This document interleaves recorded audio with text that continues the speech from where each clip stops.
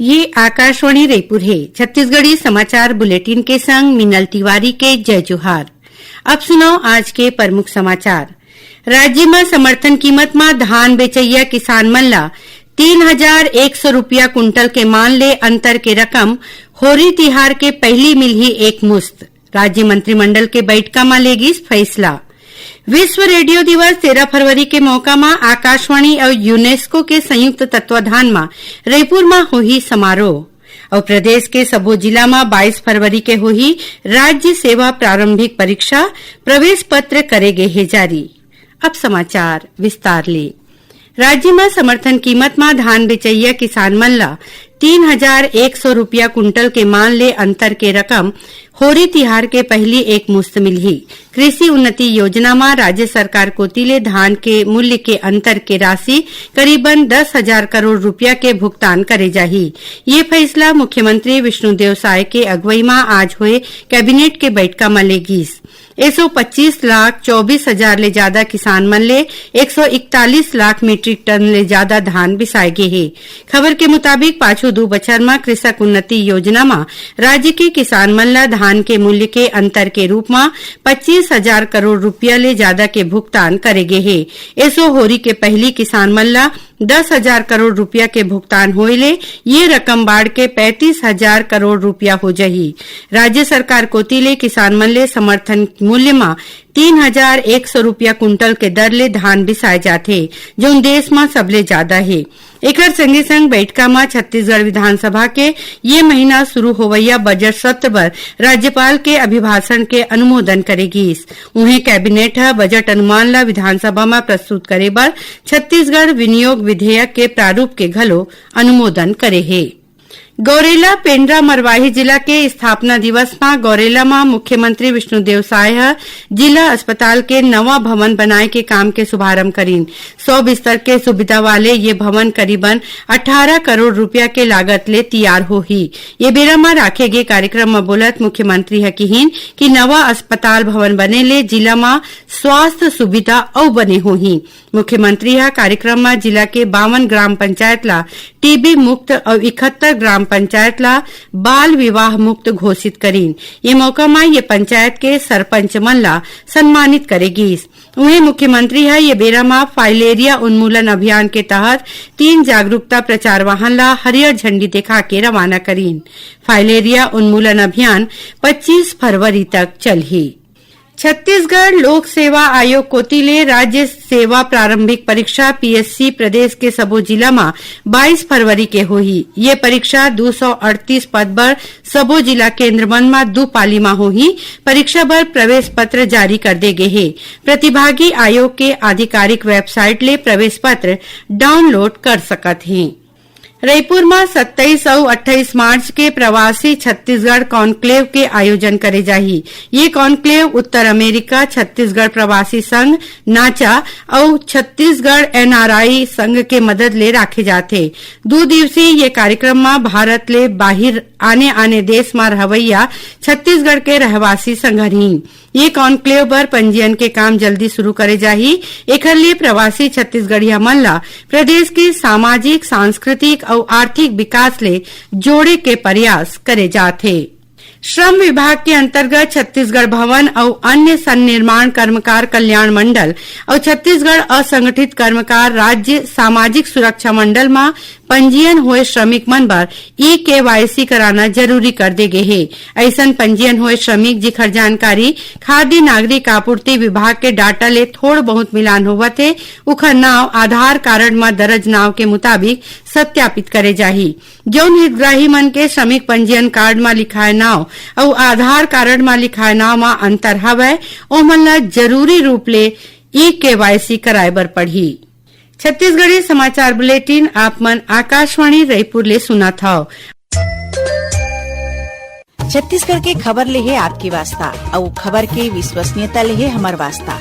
आकाशवाणी समाचार रायपुर के प्रादेशिक समाचार बुलेटिन के संगे संग हमार समसामयिक कार्यक्रम आप रेडियो के संग अपन मोबाइल में घलो सुन सकत हो। आकाशवाणी समाचार फेसबुक, ट्विटर और यूट्यूब में घलो हावय।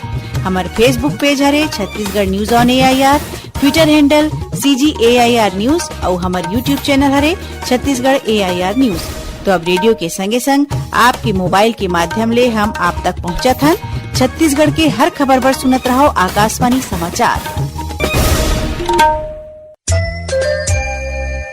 अब आगू बढ़बो बाचे समाचार कोती। उप मुख्यमंत्री विजय शर्मा आज कबीरधाम जिला के सेमो गांव में 2 करोड़ 38 लाख रुपया के लागत ले बनैया विद्युत उपकेंद्र बर भूमि पूजन करीन। ये उपकेंद्र के बनेले तीर तखार के 10 ठिन गांव ला फायदा होही और करीबन 2000 ले ज्यादा उपभोक्ता मन ला नियमित विद्युत आपूर्ति मिल सकही। नगर पालिक निगम भिलाई क्षेत्र में संपत्ति के सही जानकारी बर और डेटा अपडेट करे खातिर जोन क्रमांक 5 में ड्रोन ले सर्वे के काम शुरू कर दे गे हे। आधुनिक तकनीक ले करे जाती सर्वे ले क्षेत्र के संपत्ति के सही जानकारी ले जाही। डिजिटल रिकॉर्ड तैयार होए ले राजस्व वसूली में साफ बोयाही। छत्तीसगढ़ ले होके गुजरैया 26 ठिन ट्रेन ला रद्द कर दे गे हे। एमा एक्सप्रेस और मेमू ट्रेन शामिल है। रायपुर मंडल में हदबंद भाटापारा सेक्शन में विकास काम के सेती 14 और 15 फरवरी के कुछ यात्री ट्रेन के अवई जवई प्रभावित रही। ये 2 दिन में 12 ठिन ट्रेन ला रद्द कर दे गे हे। एमा बिलासपुर रायपुर मेमू, कोरबा रायपुर पैसेंजर और इतवारी पैसेंजर शामिल है। उन्हें नागपुर मंडल के गोंदिया स्टेशन में विकास काम के सेती अवैया 4 ले 26 अप्रैल तक 14 ठिन ट्रेन ला रद्द करे गे हे। रेलवे रायगढ़, कोरबा, बिलासपुर, दुर्ग, गोंदिया, नागपुर, अमृतसर और मुंबई रूट के यात्री मन ला यात्रा के पहली अपन ट्रेन के सही जानकारी लेबर अपील करे हैं। यही बीच होरी के तिहार ला देखत रेलवे कोती ले दुर्ग मधुबनी के बीच स्पेशल ट्रेन के सुविधा दे जावत है। ये ट्रेन 1 मार्च के दुर्ग ले चलही और मधुबनी ले 2 मार्च के दुर्ग पर रवाना होही। नारायणपुर जिला के प्रसिद्ध माता मावली मेला आज ले शुरू हो गए। मावली परघाव के रस्म अदायगी और आड़मावली मंदिर के 2.5 परिक्रमा के संग 5 दिवसीय मेला के शुरू होए मां देवी देवता और आंगा देव के संगे संग क्षेत्र के जम्मो पुजारी संगरी। ये मौका मां सुरक्षा के कड़ा इंतजाम करे गए है। आदिवासी परंपरा के मुताबिक एक दिन पहली गोंडवाना समाज कोती ले दुग्गाल और करंगाल परगना के सबो डांग डोली आंगा देवला ये मेला मां संग्रह बर न्योता दे जाथे। विश्व रेडियो दिवस 13 फरवरी के मौका में आकाशवाणी और यूनेस्को के संयुक्त तत्वाधान में राजधानी रायपुर में एक समारोह राखे जाही। ये बछर विश्व रेडियो दिवस के थीम हरे रेडियो और आर्टिफिशियल इंटेलिजेंस। मुख्यमंत्री विष्णुदेव साय ये समारोह के शुभारंभ करही। ये मौका में आकाशवाणी के महानिदेशक राजीव जैन मौजूद रही।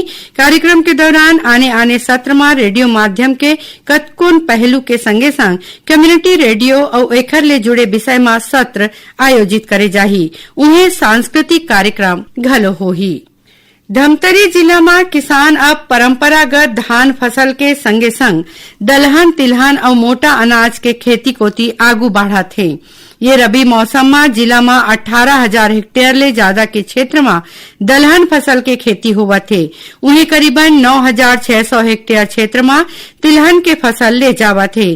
जिला में रागी फसल के खेती ला विशेष रूप ले बढ़ावा दे जावत है। कमती लागत और कमती पानी में तैयार होवैया पोषण ले भरे रागी छोटे और सीमांत किसान मन बर फायदा के हवय। अभी जिला के 1200 किसान मन कोती ले रागी के फसल ले जावत है। और अब थोरकुन समाचार सारमा। मनेन्द्रगढ़, चिरमिरी, भरतपुर जिला में जनगणना 2027 के तैयारी तेज हो गए है। जिला प्रशासन कोतीले जनगणना काम ला व्यवस्थित करे खातिर एजेंसी कोतीले 17 जिन कर्मचारी मन के नियुक्ति करे जाही। एकर पर 2 मार्च तक अर्जी मंगाए गए है। कोंडागांव जिला में कौशल विकास विभाग कोतीले 16 और 17 फरवरी के रोजगार मेला लगाए जाही। उन्हें दुर्ग जिला के कोहका के प्राइवेट इंजीनियरिंग कॉलेज में संभाग स्तरीय रोजगार मेला 14 और 15 फरवरी के लगाए जाही, जेमा प्राइवेट कंपनी को तिले इंटरव्यू ले जाही।